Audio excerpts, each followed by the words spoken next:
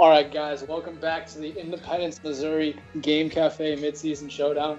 I have finally got some help here. I now have a co-commentator, and I'm going to let him introduce himself right now.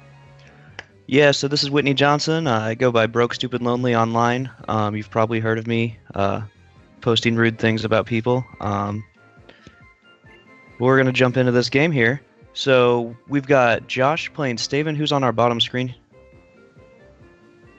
Yeah, and we do have these teams now. Josh Napoli is going to be running Kartana, Salamence, Porygon 2, Tapu, Lele, Gigalith, and Arcanine. While Staven will be running a team of Tapu, Koko, Tapu, Lele, Krookodile, Marowak, Kartana, and Gastrodon. So, a couple of interesting teams here. Just Staven's team, as we see, has both of these teams have what has been popular right now, whereas that 4 fast Pokemon paired with the 2 Trick Room Sweepers. So it'll be 2 Trick Room mode Pokemon. So it'll be interesting to see how each trainer approaches this match with those Pokemon. Yeah, for sure. So looking at these team matchups, both are rocking Tapu Lele, both have Kartana, and so Josh's Arcanine is going to be really important for helping to manage that Kartana. But it is threatened by Gastrodon and also Marowak, so he'll have to watch out for that. Yeah, Jumping into... Oh, sorry, go ahead. Yeah, and I think because that Arcanine looks to be such a threat on Josh's side, Staven's Krookodile could be extremely important for this matchup. It's able to get Intimidates off on the Kartana and Gigalith, and is able to threaten the Gigalith and the Arcanine and Tapu Lele with knockouts with that Tectonic Rage. So another potentially important Pokemon there. But we're going to jump into team preview. As we said earlier, Josh's team, Kartana, Salamence, Porygon 2, Tapu Lele, Gigalith, Arcanine. And Staven is running Krookodile, Tapu Lele, Gastrodon, Marowak, Tapu Koko, and Kartana. An important thing to note that right now both of these players have taken 2 losses, and this is the last round of Swiss. So the winner of this match likely going to make it into cut depending on their resistance, and the loser is definitely going home. So these players have a lot to play for right now. And it looks like both players have locked in, so we're going to jump into game 1, and let's see what their leads are. All right, so in the C, Staven here issuing the challenge to Josh. So, and we see Josh's lead of Salamence and Kartana against Staven's lead of Krookodile and Tapu Lele. So very interesting leads here from both sides. And we see Salamence Intimidate goes first, so signifying it is the fastest Pokemon. It is faster than both Pokemon on Staven's side of the field. We see Intimidate from Krookodile, so Tapu Lele is going to be the slowest Pokemon on the field right now. And that can be really important if this Kartana is, able to get off a Smart Strike given that slot. Yeah, so Kartana, obviously a physical attacker, just had its attack dropped by Krookodile's Intimidate, but Tapu Lele does not have the greatest defense stat, so it's still definitely threatened by that Kartana, and Salamence is usually a special attacker, so it's probably not too concerned about that Intimidate. Both Pokemon on Josh's side of the field threatened by Tapu Lele. Even though Kartana resists Lele's stab attacks, it has such low special defense that it's still going to take a lot of damage. So if Kartana can't pick up the one-hit KO there on Tapu Lele, both of his Pokemon will be taking significant damage. Yeah, and the cover for... We actually see Salamence protect here, so very afraid of that Tapu Lele. What are we going to see from Kartana? Well, if it was going for Tapu Lele, it will not be successful in that. We see a protect from that slot, and we do see the Smart Strike go off on the Tapu Lele. So Marowak getting in for free here. However, I really don't know how free of a switch that is, because Marowak could be potentially heavily threatened if that Salamence is running, say, a Draconium Z, like was seen in Dallas Regionals. So right, so Staven takes out his Krookodile, gives him the chance to bring it back in later for another Intimidate, and he also positions himself with Marowak, threatening that Kartana. So I like that play. It's a good, safe play to protect Tapu Lele. And so now we're going to see if that Smart Strike would have KO'd or not. And it does just over 50%, about 60% damage. And Hydro Pump comes out. That's going to do a ton of damage to Marowak, but not quite enough to pick up a KO. We do not see an item reveal yet from Salamence, so we see a Moonblast onto that slot. Easy one-hit knockout for that Tapu Lele. Tapu Lele hitting so hard with its massive base 130 special attack. We see a Flare Blitz from Marowak onto Kartana, and it picks up the knockout, so signifying that the Kartana is more than likely an Assault Vest set. And Marowak is actually going to... Marowak holding on with just a sliver of HP there after that recoil. Barely hanging on, so very good turn there for Staven, picking up that double knockout and being able to retain both of his Pokemon. Yeah, so this puts him in a really good spot right now. Getting the double KO and just losing a lot of HP, but still having Pokemon with, not KO'd obviously is good. He gets to see some damage rolls, and he got some good information there, knowing that Josh's Salamence has Hydro Pump, which not a lot have been running recently, as well as finding out that his Tapu Lele can easily survive that Smart Strike. Yeah, we're going to see a Snarl pick up the KO on that Marowak while lowering Tapu Lele's special attack. So if we do see, say, a Z-move from... it looks like coming from Staven's Tapu Lele. I believe this is Staven's Tapu Lele. So we're going to see this Shattered Psyche, a full force Z-move, probably going to go on to this Arcanine here. And yes, it is that Arcanine, so it is Staven's Tapu Lele. How much is this going to do with the -1? No, it's at -1, and it is in Psychic terrain, and it initially left 7 HP. And we saw it Citrus Berry from Arcanine, and we see Moonblast from Josh's Tapu Lele pick up the KO on the Staven's Tapu Lele, so we're now back at a 2-2. Yeah, so obviously Josh still in this game, picking up 2 KOs there that turn. However, with Gastrodon and Krookodile coming out, both threatening that Arcanine significantly, it's going to come down to what Tapu Lele can do. We did just see that because Staven's Tapu Lele moved before Josh's, that the Krookodile is probably faster than Josh's Tapu Lele. So be interesting to see if Krookodile, with that speed advantage, goes, if it is running what it's going to be running here, because we saw that Z Crystal from his Tapu Lele, so interesting to see what it has to hit both of these Pokemon. We see Snarl come out from Arcanine. Not really going to have much effect on Krookodile, but lowering that special attack on Gastrodon. Yeah, I think that Snarl's important. I don't think Tapu Lele fears Krookodile that much right now, and it can hit it with a super effective Moonblast, so lowering that special attack on Gastrodon is definitely going to be important for Josh to be able to finish up this game. Yeah, we saw that Stone Edge from Staven's Krookodile. Not a move we see all that much. It's going to KO Arcanine. And Tapu Lele's Moonblast is not able to pick up the KO on the Krookodile. So yeah, so that's interesting. That to me shows a decent amount of bulk on that Krookodile, and this Toxic from Gastrodon is putting that Tapu Lele on a timer. So if Josh wants to win this game, he's going to have to do it quickly, or Gastrodon will be able to just continually recover off any damage that it sustains. Yeah, Gastrodon being in one of its favorite positions where it's just the late game and it can just start throwing around Toxics and just sit around utilizing that recover. Yeah, between all game. Between Toxic and recover, or protect and recover potentially, it's got a lot of options here to slow this game down, and yeah, we did see that protect from Gastrodon, and we see a crunch come out from Krookodile, doing about 50% to that Tapu Lele, so good damage there. Tapu Lele is going to retaliate with a Moonblast, picking up that Krookodile, and we are now down to a 1v1 between Tapu Lele and Gastrodon. So one important thing right now, since Josh's Tapu Lele has only shown us Moonblast so far, not switching to Dazzling Gleam there, I do wonder if it's potentially a Choice Specs variant, since it hasn't switched moves, or it could just be that Josh is trying to preserve as much information as he can for the next game. And it's not that Choice Specs item. We get a Z Crystal here, another Psychium Z, so we're going to get another Shattered Psyche from this Tapu Lele. But however, this could be really... That Psychic terrain, though, going down could be really important, though, because its damage output is going to be lowered very severely. Here we go, Shattered Psyche, Gastrodon bouncing around on those Psychic Mirrors, breaking, getting stoned, and hangs on with... And Gastrodon hangs on with just a little bit of HP. So that's really unfortunate that that was the last turn of Psychic Terrain earlier, because with that boost, it would have been able to pick up the KO.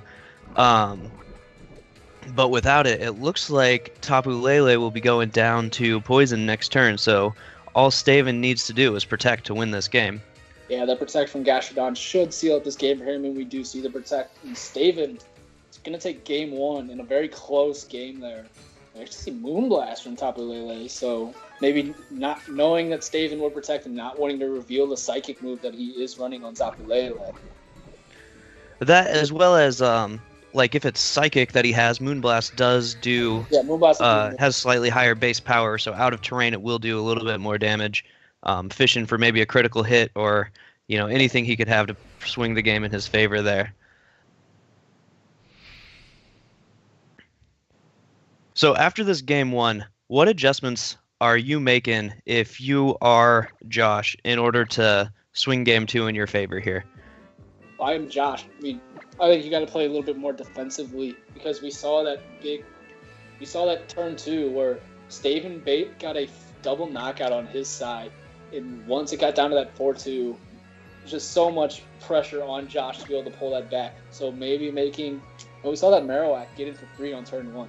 So maybe go on a little bit more offensive. Maybe try to make a few reads and catch some stuff on a switch in. Just put himself in a better position to where he doesn't have to try and get double one-hit knockouts to get KOs, and instead he can just pick some stuff off from around 50% or so. But from Staven's side, I liked how he played that game. Of course, made some good switches and taking advantage of the bulk of his Pokemon. We saw Gastrodon be able to take that Shattered Psyche. We saw Krookodile be able to take the Moonblast turns beforehand. So definitely a very bulky team on his side. And I think that unless Josh is able to exploit that, his team's bulk and switch synergy might just be a little bit too much, but you never know. Yeah, so it'll be interesting to see, you know, if Staven decides to stick with what works, or if he tries to anticipate if Josh is going to be trying to switch it up a little bit and stay ahead of him. You notice that I think Josh feared maybe the Gastrodon and Marowak, because he didn't bring his Porygon 2. He didn't try to set the Trick Room mode. Do you think that's going to be helpful at all to try and bring Trick Room to this game? I think Trick Room is good for against that Trick Room Gigalith mode is pretty usually a good call against most teams, but Staven is of course running Krookodile and Gastrodon, two things that Gigalith really does not like to see. So I really wouldn't be surprised if Gigalith and Porygon 2 stay at home still. So we see the leads here. Josh is going to go for that Salamence and Arcanine. And Staven is going to keep the same leads from game 1. Going to go for Krookodile and Tapu Lele. Yeah, so Josh gets this double Intimidate off on the Krookodile, which is going to be really helpful, but for slowing it down, if it has a Earthquake or something to hit Arcanine, or that Stone Edge that could hit Salamence for super effective damage. Intimidate's not going to slow down Tapu Lele though, but Arcanine threatening Snarl would be able to do decent damage, and of course Salamence does have Hydro Pump it could hit Krookodile with, but I don't know if it wants to do that and leave itself open to take an attack from the opposing Tapu Lele. Yeah, Tapu Lele on Staven's side is in a very good position here, being able to... We know it cannot KO if Arcanine is able to get a Snarl off. It is not going to be able to KO the Tapu Lele. Tapu Lele will not be able to KO Shattered Psyche, but Moonblast will be able to pick off the Salamence. So Tapu Lele is definitely in a really good spot here. And we're going to see Krookodile switch out for Marowak. So trying to get it back on the field for free. Salamence though is going to be the one protecting once again on Josh's side. And Arcanine going to go for a Snarl. So going to get some good chip damage off on Marowak. Yeah, so we saw in Game 1, the Hydro Pump from Salamence plus a Snarl was enough to KO Marowak. So that puts it into range for Hydro Pump, which is certainly dangerous for Staven. I like him making that switch, getting his Krookodile out of there, reset those Intimidate drops. I I do wonder a little bit, because the Hydro Pump being super effective on Krookodile as well, if maybe that was a little too risky. But this is a good turn for Josh here. He got just a free Snarl on his opponent, getting some chip damage on Marowak and lowering the attacking potential of Tapu Lele. Yeah, like you meant. So Salamence is in an interesting position here. It can KO this Marowak with a Hydro Pump, but I don't know if it's going to want to take that. Even though it probably will be -2, I don't know if it wants to take that Moonblast and just take all the damage that'll come with it. But we see Salamence stay in here. Tapu Lele is actually... And Tapu Lele protects. I see a Flamethrower into Tapu Lele, so not going for that Hydro Pump, and Arcanine is going to go for another Snarl. And Krookodile is actually the one getting in for free here as it dodges that Snarl. So Krookodile from Josh, not trying to KO that Marowak, which did a lot of work against him in Game 1. Yeah, so Krookodile switching in here puts Staven rather in a pretty good position, with Tapu Lele threatening Salamence and Krookodile threatening Arcanine, and Krookodile being at full attack, not dropped by any Intimidates. So I really like that switch. So far, it seems like he's been playing pretty defensively, just trying to position his board position to be able to get the damage off that he needs. Mm-hmm. We're going to see another Snarl come out from that Arcanine, going to drop the special attack of both of these Pokemon. And Krookodile going to go for a Stone Edge. Arcanine avoids it, though. Double targeting the Arcanine, so reading into that Salamence Protect and Psychic. The -2 does a decent amount of damage, but that Stone Edge miss buying Arcanine another turn. So, very important miss there, because Arcanine's going to be able to fire off another Snarl if it wants to, or if it wants to lower this Krookodile's attack again, go for a Will-O-Wisp if he's running that. So, be interesting to see what happens from that slot this turn. You know, I do like throwing a Will-O-Wisp into Krookodile, because I think at this point Salamence will be able to survive if Tapu Lele goes for a Moonblast, because it is at -2. But I wonder if Josh is a little worried about it, just because of the potential for Staven to switch out to Marowak and just completely... But we do see a Hydro Pump onto Krookodile there as he protects Tapu Lele, and Arcanine just going for another Snarl. The way Krookodile is taking these special attacks, and with Stone Edge, maybe signaling that it could be Assault Vest, maybe. But I was wondering, since Stone Edge is usually not a move that we see on a lot of Krookodile, that having it maybe means it has 4 attacking moves only. Yeah. So that Earthquake there does pick up the KO on Arcanine.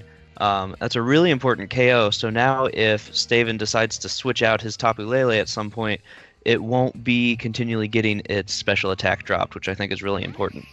Good switch in here for Josh, though, gets that Kartana in for free, and without the Intimidate debuff, can now threaten that one-hit knockout onto Tapu Lele, or if he wants to read into the Marowak Protect, like Staven, the Marowak switching like Staven tried to make Game 1, he can KO the Krookodile with Leaf Blade and target the Tapu Lele with Hydro Pump if he really wants to get a little risky. But his safe play here is definitely target Tapu Lele with that Smart Strike, and then just KO the Krookodile with the Hydro Pump, which we saw is a 2-hit KO. Yeah, so even though Josh is down a Pokemon, he's in a good position right here, because he does threaten a KO with both onto either Pokemon here, potentially both, which kind of forces Staven to play a little bit more defensively than maybe he'd want to. So if he can make the right read here, he can certainly swing this game back around. You see Kartana goes for that Leaf Blade into Krookodile, so definitely trying to anticipate a Marowak switch in on Tapu Lele slot. But Tapu Lele is going to stay in here. Kartana Beast Boost, and to get that attack buff. We see Flamethrower actually from Salamence. So very interesting play there from Josh. Going after Krookodile was Kartana and going for the Flamethrower. Looking at Staven's team, Flamethrower does hit the Kartana, which is in the back, so which could potentially maybe fishing for that switch in, yeah, for sure. Instead of the Marowak switch in. So we're gonna have to see what Staven's gonna come out here. Josh is still in a very good position with this Kartana and Salamence combo. We see Marowak come out on the field, and like you said earlier, Salamence is pressuring that down with the KO thanks to that Hydro Pump. Yeah, and so Kartana, if it's carrying Night Slash. Night Slash, which it may be since it's not a Focus Sash variant, it could be a Assault Vest, meaning it's likely got that 4th attacking move there. Can also threaten Marowak if Josh doesn't want to risk the Hydro Pump miss on that slot. Mm-hmm. And we saw Psychic did absolutely nothing to Kartana, so it is not worried about this Tapu Lele whatsoever for the next few turns. We see Tapu Lele protect itself, and we do see that Night Slash, like you said, not wanting to risk the Hydro Pump miss, and thanks to that Beast Boost, picks up the KO on the Marowak with a critical hit. That critical hit probably not mattering too much because of the Beast Boost that it's already got, but you never know. Maybe that's a especially bulky Marowak. Yeah, we see that Flamethrower once again into Tapu Lele, so really, and there was the Kartana. So he was trying to catch that Kartana on a switch in. However, it is out now, and Josh, very, very, very good position here to take game 2 and force a game 3. So, plays probably going to see here. Kartana, more than likely just going to go after that Tapu Lele. We see Sacred Sword, actually. Oh, going for the Sacred Sword since he's like, well, I am at +2, so I can get this KO. However, with make sure the Focus Sash, if the Focus Sash was there, he was going to pick up the KO anyway. With this double target into Kartana, going to go off the field, and Tapu Lele just going to resolve to go for a Moonblast on Salamence. Salamence going to be able to take that. Going to get a special attack drop, not really all that important though, because Kartana is just here to KO the Tapu Lele next turn with a Smart Strike. So very good adjustments there by Josh to bring this back to a game 3. Now, one thing that is important here is that we saw that Josh's Salamence was faster than Staven's Kartana, which is going to be really important because now it can just fire off a Flamethrower freely at that Kartana when they're mirroring each other. Yes. Likely signifying that is an adamant Kartana, if I had to guess anything, as to why the Salamence outsped it. So very good information there for Josh to take into game 3. So this game, I liked how Josh was able to control the damage output that Staven had by continually snarling, with that double Intimidate coupled with Snarl, just keeping his potential damage output low. I think he controlled that game a lot better than he did in game 1. Kind of forcing Staven to not be able to play as defensively as he did in the first game. Yeah, that was definitely a big thing to come out that time. Staven could not just afford to switch out, because if he wanted to switch out, then whatever he brought in was going to be weakened by that Snarl or just be victim of one of Salamance's potential coverage moves. But we're back in team preview for game 3. Teams here for the last time.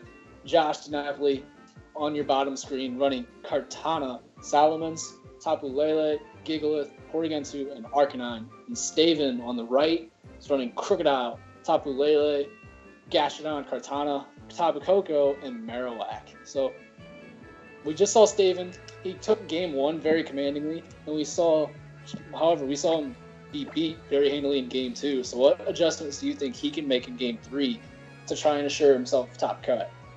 So I think going into game 3, he was making a lot of switches in game 2, and he just didn't have the Pokemon available to make the switch-ins that he wanted.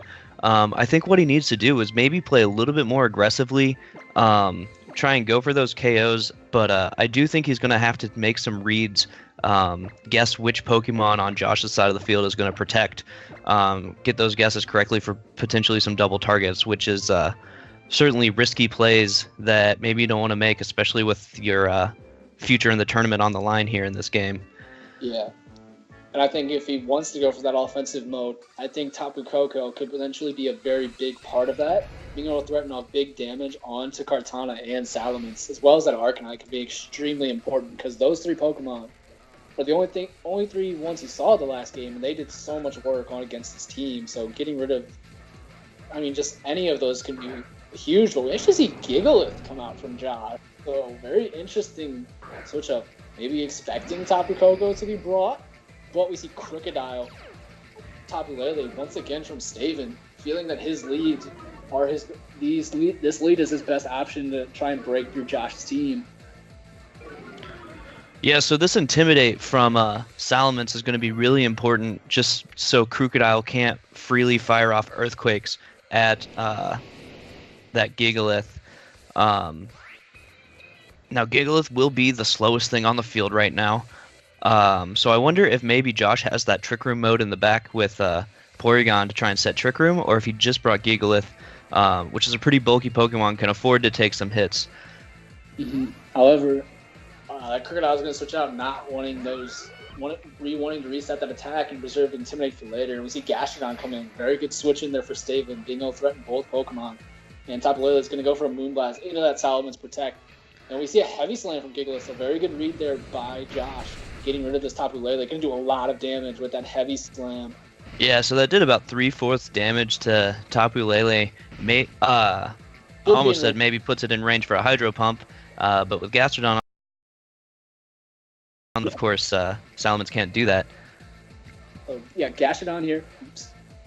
The play that I'm probably expecting Staven to make here is a switch, is probably protect his Tapu Lele. We're going to see an Ice Beam onto that Salamence, try and just remove that threat. Because as we've seen, Salamence is just, there's that Krookodile in the back and potentially Marowak or Kartana. Neither of those three can deal with the Salamence really at all. So Salamence is Gastrodon definitely needs to get rid of the Salamence here soon if Staven wants to make any progress in this game. We're going to see that Salamence switch out for Arcanine. So very interesting switch in here as well. Switching that in on a Gastrodon and the Tapu Lele. So if Tapu Lele went for, say, a Psychic here, but nope, we do see the Protect. And so Tapu Lele not wanting to take anything this turn. And Gigalith actually protects as well, so another interesting play here. And we see a Toxic actually on the Gigalith, so very good Protect there. Not wanting to let his Gigalith just get chipped at every turn by that Toxic damage. Yeah, so that's a good Protect, and also a good switch in there because Arcanine resisting both of the attacks that he thinks might be fired at that Salamence, Moonblast and Ice Beam both being not very effective on that fire typing. So it's a good defensive switch, helps him get in position here. And this Tapu Lele is getting slowly chipped down because of the sand damage too. So it may not have that much longer on the field. Yeah, Tapu Lele is definitely in range of that Flamethrower from Arcanine, if that is a move it is carrying. Tapu Lele is going to switch out. Maybe see that Krookodile switch in here. Yes, it is that Krookodile. So Krookodile going to be able to threaten both of these Pokemon with an Earthquake. So that Intimidate is going to bring that Gigalith down to -2. And we do see that Snarl from Arcanine going to whittle away at this Gastrodon. So Scald won't be doing as much as it would have been, but as was signified by last turn, I think that it's going to be content with just throwing off a Toxic. But we actually do see that Scald on a Gigalith. This is weakness policy. It could be very big. No, and it's not weakness policy. That was something I was wondering about, maybe the Earthquakes. And after Gigalith's been intimidated twice, its Rock Slide does almost no damage to both of these opposing Ground-type Pokemon. Yeah, as we saw that Arcanine out, I believe we saw it outspeed the Krookodile last game. So once again, if Josh wants to throw off a Will-O-Wisp into that slot, it appears that he could be free to do so. So interesting to see if he would go for that. But Gastrodon, both Krookodile and Gastrodon are both in very good positions. While Gastrodon isn't threatening with offensive very much, they can just start throwing those Toxics around and just slowly whittling down Josh's team. We see Stone Edge on Arcanine. Not going to be able to pick up the KO, so... Not quite enough damage, and Arcanine's going to heal most of that back. With that Citrus Berry, so... it's only Citrus when it activated. I was thinking... Arcanine's going for the Roar here, actually. Because Gastrodon goes before it. This is Rock Slide from Gigalith. So...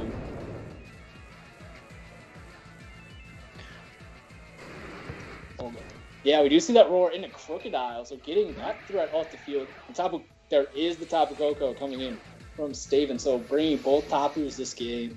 I like that adjustment a lot. But Roar, definitely an interesting play, because as we saw, Arcanine just lost basically all of its health. And yeah, it goes down to the Sandstorm damage. So very risky play from Josh, though, that just did not pay off. So with that Roar, got to anticipate that he was probably expecting an Earthquake, maybe? With that Roar, I imagine he was... Because I definitely don't think he was expecting the double target into Arcanine. I think he was probably anticipating a switch on Staven's side there. Just because that's kind of how Staven's been playing this game so far. And so he's like, well, if I Roar this slot, I can counter whatever switch in he's trying to make defensively. So I don't mind that read. It didn't work out there because Staven decided to double target, and it actually really backfired, letting Staven get in this Tapu Koko for free, which is going to be threatening some big damage here thanks to its electric terrain boosted attacks. Yeah, we've also seen Hidden Power Fire start to pick up a little popularity. We saw that on Patrick Smith's top cut team from Dallas. He had that Assault Vest HP Fire Tapu Koko. So if that is an option here, we'll threaten that Kartana, but we see a Volt Switch out. And that Gigalith doing a lot of damage thanks to that Life Orb. And if I had to guess here, we could see that that Krookodile get out here for another Intimidate. But interesting to see who this Kartana is going after. If we went for a Leaf Blade and that Gastrodon, we'll definitely be picking him a one-hit knockout. And even if Krookodile comes into the Kartana slot, and then Kartana Leaf Blades that slot as well, Krookodile will go down, so Kartana can get a free KO here, basically. Yeah, so it looks like he's hoping to bait that attack into Krookodile rather than Gastrodon. Yeah, but we see the Leaf off Gastrodon, so a good play there by Josh, getting that Beast Boost back up to neutral.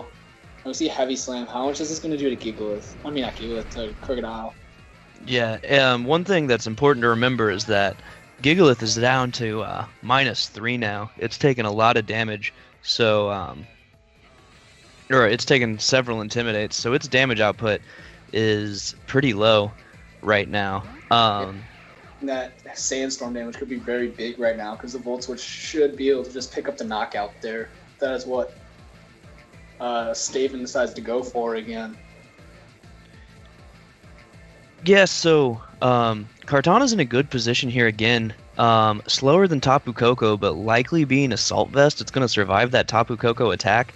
I'm not really sure if the Koko's in KO range, though, which would be really important. Yeah, after that Intimidate could be very big for Tapu Koko's being just able to sit around, but go ahead. We see actually Protect, though. So, afraid of that Leaf Blade still. Leaf Blade on the... Leaf Blade into the Krookodile does pick up the KO. So that's really going to really swing things in Josh's favor here. +1 now, so... And now with Tapu Lele coming in, it's going to take away Tapu Koko's terrain, so its electric attacks will no longer be boosted. But if it is running HP Fire, like you said, is starting to pick up popularity, that could still be a way for Staven to stay in this game. Yeah, but with that Volt Switch, Volt Switch and Life Orb, I'd be very surprised if it's HP Fire. But of course, that really looks like it's Staven's only option of winning this game because, like you said, that psychic terrain going to be prohibiting Tapu Koko's offensive output. So, going to have to hope for maybe a critical hit or a paralysis on the Kartana. But if he's unable to get that, Kartana from Josh's side is just going to be able to win this game for him, it looks like. Yeah, I think the critical turn there was when Gastrodon went down.